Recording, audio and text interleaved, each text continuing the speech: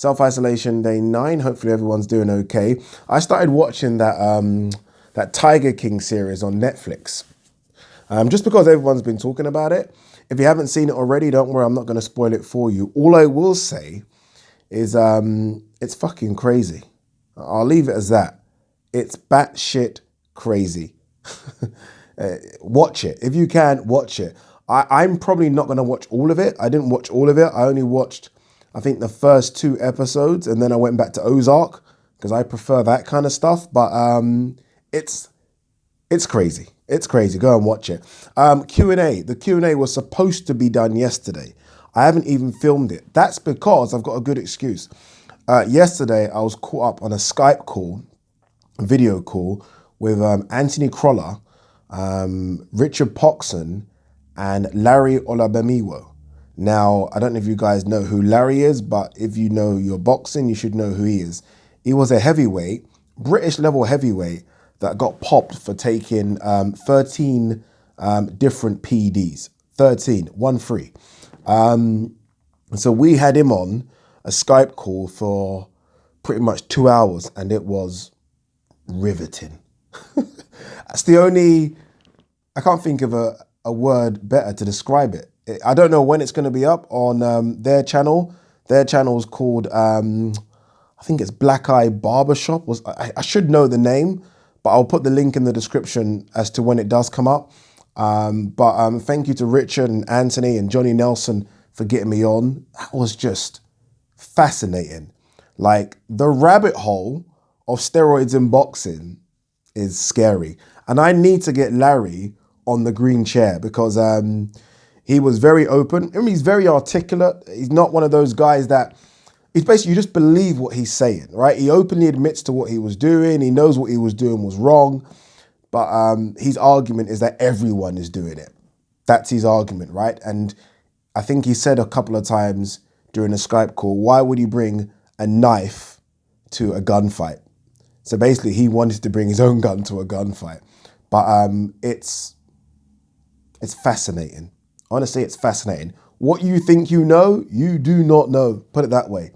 Again, I need to get him on the green chair for like a 3-hour sit down just to talk about this steroid in boxing thing, because he is, by the way, he done his degree, I think, in biochemistry. So that gave him kind of an advantage in terms of what he needed to know to improve his own body by taking these PEDs. So it is riveting. Right now, he's an actor in the States. He goes back and forth from here to LA to do a bit of acting. But it's fantastic to hear from him just because, again, he's very articulate, very smart. He knows what he's talking about. And his situation with UCAD is very, very interesting. Again, I don't want to talk too much. When Richard gives me the link, I'll put it on my on one of my videos and the link in the description. And yeah, you can watch it. Final thing before we talk about Roy Jones Jr. and Chris Eubank Jr. link up. I get a lot of emails from people that have started channels, which is very, very good, by the way, asking me to shout them out or do anything just to promote their channel. Guys, you know me. I am more than happy to promote your channel. I think I've promoted numerous channels so far on this channel, just because I think it's a good thing that people are trying to create content. But before I promote your channel, I almost want to see you like doing loads of stuff on your channel first, if that makes any sense. Like, I don't want to promote your channel and you've only done 2 or 3 videos. For me, that makes no sense, right?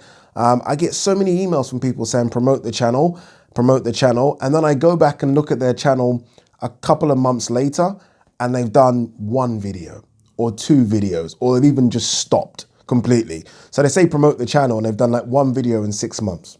So I need to see you doing your bit first, and then I will happily 110% promote your channel, just like I've done with a guy called Henry and G-Man Boxing and others, right? And if you go and look at their channels, they're doing tons of video, tons of content.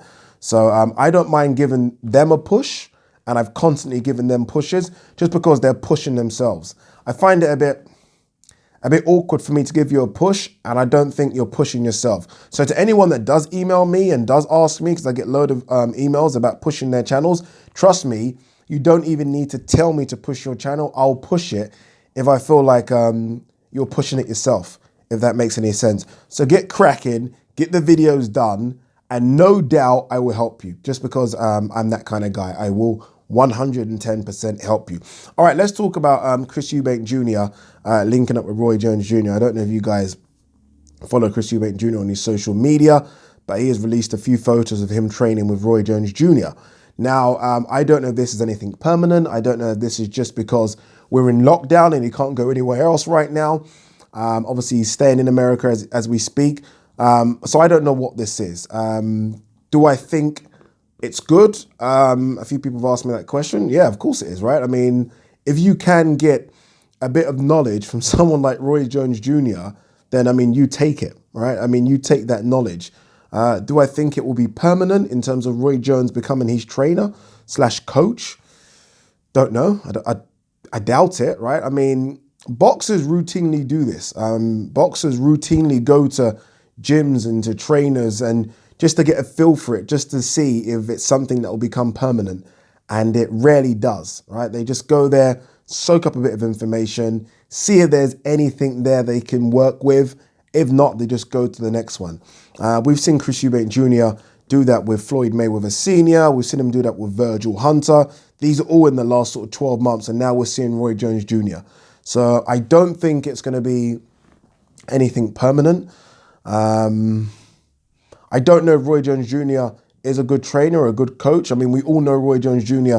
as one of the greatest boxers for me, but that doesn't necessarily mean he's going to cross over to be a great trainer. In fact, I always think that the best boxers probably will make the worst trainers, if I'm honest with you. I know that sounds silly, but I just feel like they're going to be showing you stuff that they're expecting you to do because they were able to do it, and you simply aren't going to be able to do the things they're asking you to do, if that makes any sense. Like Roy Jones Jr., I mean, if Roy Jones Jr. is trying to coach someone on how to become Roy Jones Jr. 2.0 or even half of Roy Jones Jr., it's just not going to happen because you're not going to be that good. It's simple. So I can imagine that being difficult for a Roy Jones Jr., right? I mean, I think Roy Keane, this is going back to football now, I think Roy Keane said it, I think the first time he went to manage Sunderland. Obviously, this is a guy that's played at the highest level, right? Republic of Ireland, United, even Notts Forest back in the day. And he was saying that the first training session he took, he had to almost sort of recalibrate, is that a right term, his brain, knowing that these guys aren't as good as United players or even some of the Republic of Ireland players. And I think the best boxers almost have to do that as well, realizing, okay, you're telling someone to do this double jab, hook, right hand. Maybe they just can't because you did, doesn't mean they can. Does that make any sense? So if there is a link up, it will be interesting. I think Chris Eubank Jr. almost needs someone like a Roy Jones because I feel like his ego is so big, he needs someone that he actually looks up to like a god. And there's no doubt in my mind, Chris Eubank Jr. would look up to Roy Jones Jr. just like that. Has to, right? One of the best sort of boxers, again, of all time. I do think of Chris Eubank Jr. and I wish that, I don't know how long he's been a pro. I'm going to guess that he's been a pro for about 8 years now, maybe 9. Is it that far back? But I do wish anyway that he had a trainer that he listened to and respected for that period of time, right? Because I look at Chris Eubank Jr. and we know boxing ability-wise, not the greatest, but he ticks boxes in every other thing, right? So can you imagine if he had a trainer of a Virgil Hunter type ilk for 9 years, where he would be now, considering that he is world level now, like whether or not you want to admit that he is, right? Look, there's European level, there's fringe world level, there's world level, and then there's world championships and elite. He's world level. So you can imagine if he had a trainer that could improve his boxing ability and he had that trainer for 9 years straight, how good he would be. Because again, I think he ticks every other box. We know that he lives the right way, or he's always on shape, right? He always is in shape. I've never seen Chris Eubank Jr. out of shape, ever. He does everything correct, apart from his boxing ability. He's a bit rough and rugged. I don't think he has the best boxing IQ. And I do feel like if he listened to a trainer properly for 9 years, where he could be now could be, honestly, could be frightening.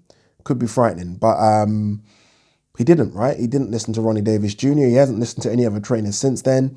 I mean, does he even listen to his dad? I don't know. I doubt it.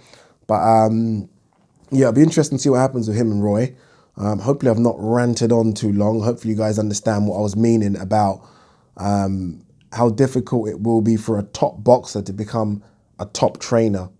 Hopefully you understand what I mean. And that's in every sport, by the way. There are some exceptions, all right? Zidane, especially in football, Zidane, Guardiola, top footballers that were able to transition. But let's not forget those top footballers that were able to transition also transitioned to top football teams, right? So Zidane transitioning to Real Madrid isn't that difficult because the players at Real Madrid are just there, right? Guardiola transitioning to Barcelona isn't difficult because they're there. Transitioning to something lower is what I'm getting at. And I think Roy Jones Jr., his ability is second to none. So him asking someone to do something that he used to do is going to be nigh impossible, right? It's going to be nigh impossible. What do you guys think? Let me know. Peace. Guys, sorry, it's me again. I'm back. If you're new to the channel, don't forget to hit that subscribe button. Also, please like and share the videos. It really does help the channel a lot. And if you want to support the channel, I do have a Patreon account. The link is in the description. All right, I'm done. Peace.